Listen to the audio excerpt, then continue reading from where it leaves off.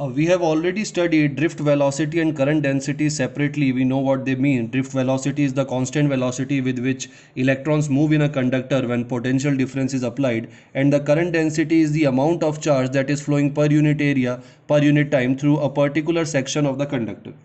So in this video, we'll try to find out a relation between drift velocity and current density.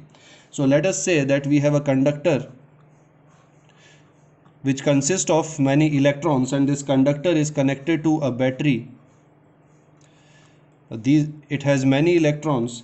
So when the switch is closed, then each of the electron will start moving in one direction with a velocity called drift velocity.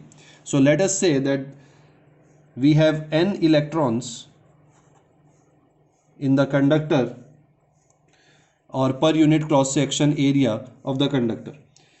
Now when switch is on, electron will have drift velocity Vd. So now let us say that we have a cross section. Let us say M1 is our cross section. Now the distance covered by the electron, which is here, distance covered by this electron in 1 second will be equal to Vd. Distance covered by electron in 1 second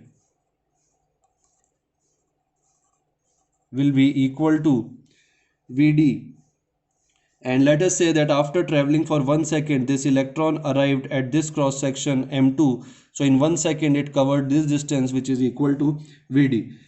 Now all the electrons that are inside this section M1, M2, they will move towards move in the same direction. And let us say that the number of electrons crossing the section M1, M2 per unit time are equal to the product of the number of electrons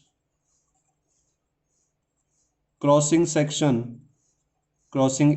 M2 will be equal to n into the area of the cross section A multiplied by the drift velocity Vd. So this will be the number of electrons, we have taken these number of electrons as n. So n number of electrons are passing through M1, M2. So a total number of electrons will be equal to NAVD.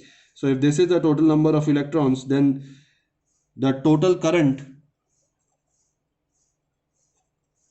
I will be equal to the total number of electrons multiplied by the charge on each electron. So it will be equal to NAVD multiplied by the charge on electron, which is E.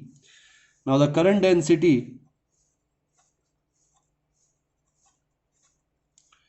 J, we have already studied that it is equal to I upon area. So substitute the value of I, we get that the J is equal to NEVD.